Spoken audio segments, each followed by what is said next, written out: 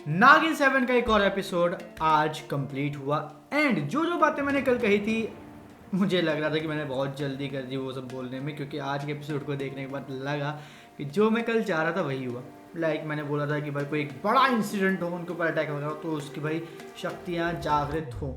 तो उसकी शक्तियाँ ऐसे तो मतलब जागृत टाइप में नहीं हुई, बट वहाँ से उसकी शक्तियों का जागना शुरू ज़रूर हो गया है।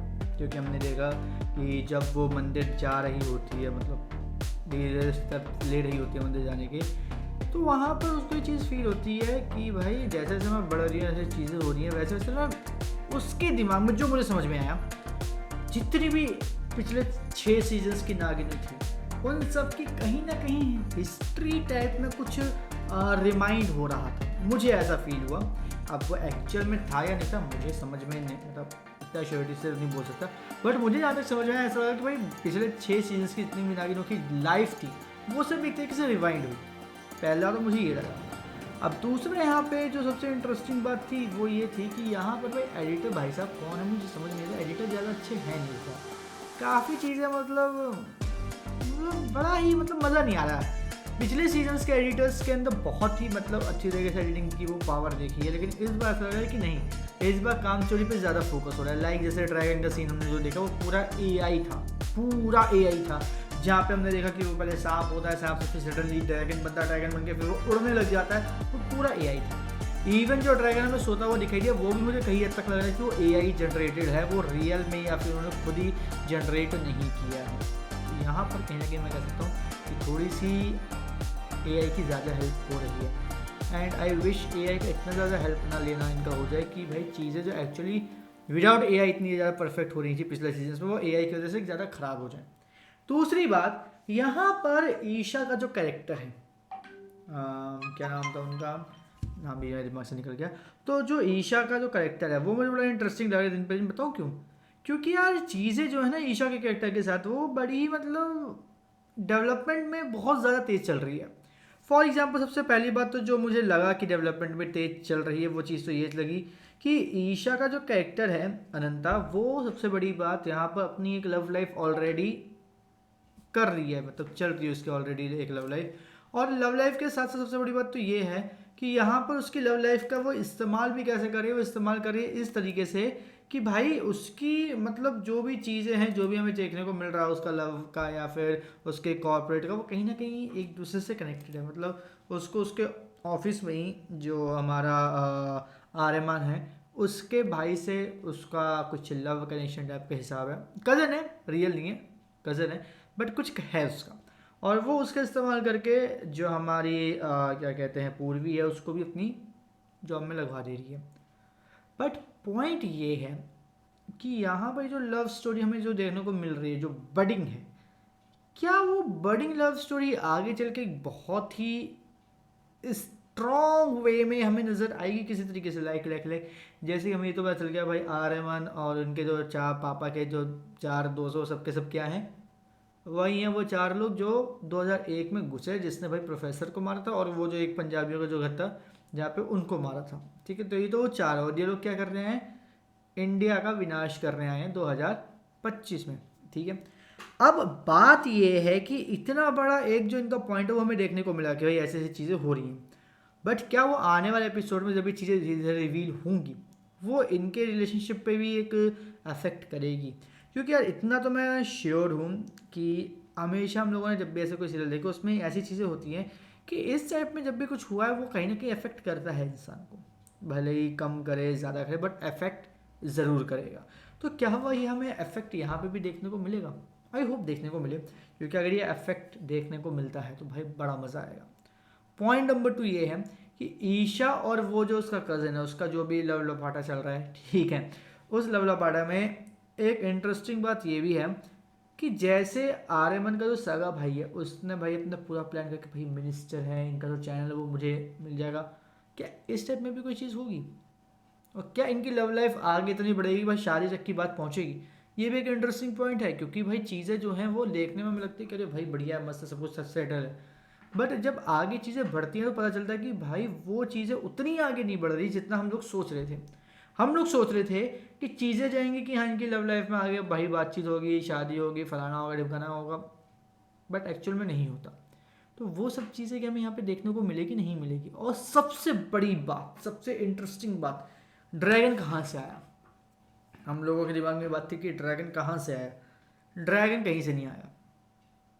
ड्रैगन अजगर है, जो सांप होता है, ठीक है। अब इन लोगों ने ये बोला कि भाई अजगर दूसरे कंट्री में बड़ा हुआ, मिला, वहाँ से वो जन्मा एक तरीके से, ठीक है। तो इसलिए वहाँ पर भगवानों का आशीर्वाद नहीं था। और ये जो अजगर है इसको ड्रैगन भी कहा जाता है, पॉइंट टू बी नोटेड, उसको ड्रैगन भी कहा जाता है। वो ड्रैगन नहीं है, उसको ड्रैगन भी कहा जाता है। और उसको इन लोगों ने एक्सपेरिमेंट बोल लो आप, या ये बोल लो कि इन्होंने अलग अलग तरीके जो मतलब इनके बस की थी वो सब करके इन्होंने उस अजगर को या फिर ड्रैगन को दोबारा रिक्रिएट किया है। और वो इस टाइम इंडिया में नहीं है, वो हिमालय के पार है, जिसको हम लोग कह सकते हैं कि चाइना में है। पॉइंट ये है कि ये लोग दिल्ली से हिमालय के पार गए कब, लाइक हमें ऐसा कोई सीक्वेंस देखने को मिला नहीं, पहली बात तो ये। दूसरी बात, ये लोग हिमालय के पार का, वहाँ पर उन्होंने लिखा कि अंडरग्राउंड एक पूरी फैसिलिटी है जहाँ पे ये सब चीज़ें हुई है, वो सो रहा है। सबसे बड़ा पॉइंट। पॉइंट नंबर 3 ये, क्या ये ड्रैगन जो हमें देखने को मिला वो इतना बड़ा है साइज में, वो सच में महानागिन से मुकाबला करने के काबिल है? क्योंकि नागिनों का हम लोगों ने मैक्सिमम साइज इतना देखा है कि हाँ भाई वो इंसानों से काफ़ी ज़्यादा बड़ी है, और एवरेज में कह सकते हो जिराफ जितनी हो सकती है। As per my previous analysis जो हमने पिछले 6 सीजन्स में देखा है, तो उनकी मैक्सिमम हाइट जिराफ जितनी है। बट ड्रैगन का मैं बोल सकता हूँ पेट ही मेरे ख्याल से उतना बड़ा होगा।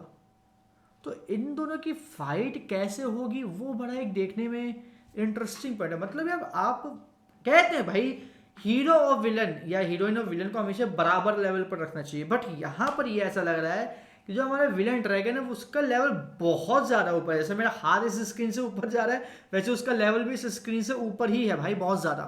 तो ये कैसे एक दूसरे से भिड़ेंगे और कैसे इनके बीच में चीज़ें सेटल होंगी, पॉइंट सबसे बड़ा ये है यार।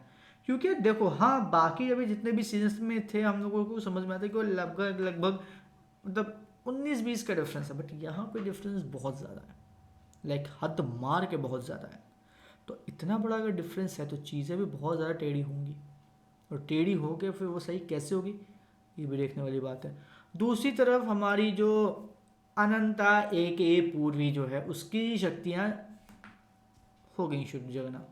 कल के एपिसोड में, सॉरी अगले हफ्ते के एपिसोड में हमें देखने को मिलेगा कि उसका भाई एक तरीके से फेस ऑफ होता है भेड़ियों के साथ। और भेड़िया पता नहीं क्यों इतने इंटरेस्टिंग और इतने पसंदीदा कैरेक्टर हैं नागिन का, कि मैक्सिमम टाइम पे भेड़ियों से ही भिड़ंत होती है नागिनों की, स्टार्टिंग में या फिर जब उनका बिल्कुल लास्ट टाइम चल रहा है तब वो भेड़ियों से ही भिड़ती हैं। तो भेड़ियों से भाई उस बंदे की भिड़ंतों की लड़ाई वगैरह होगी, और फिर हमें देखने को मिलेगा कि भाई चीज़ें जो हैं वो धीरे धीरे ऐसी हो रही है कि भाई प्रियंका अपनी शक्तियों का यूज़ कर पा रही है, उसका कलर चेंज हो रहा है, उसके जो आगे के दांत जो इतने बड़े बड़े थे वो हट जाएंगे, और वो प्रॉपरली जो अपना एक रियल नागिन वाला अवतार तो नहीं कह सकते, लेकिन हाँ जो ह्यूमन जो एक था वो उस शेप में नज़र आएगा। अब यहाँ पे एक सबसे बड़ी बात जो मुझे आज के एपिसोड में खटकी, बहुत लंबे टाइम तक खटकी, हमारी जो पूर्वी थी उसकी कहते हैं कि स्किन शेड हो रही थी, या फिर केचुली जो बोलते हैं वो हो रही थी। अब मेरा यहाँ पे सबसे बड़ा पॉइंट ये है कि अब वो दर्द पूर्वी ने लगभग लगभग 5 से 7 मिनट झेला है। नहीं झेला भाई, 5 में मतलब 3 से 5 मिनट तो झेला ही है ना, 7 मिनट झेला। तो 3 से 5 मिनट के इतने लंबे टाइम में पूर्वी की आवाज़ घर वालों को सुनाई नहीं दी।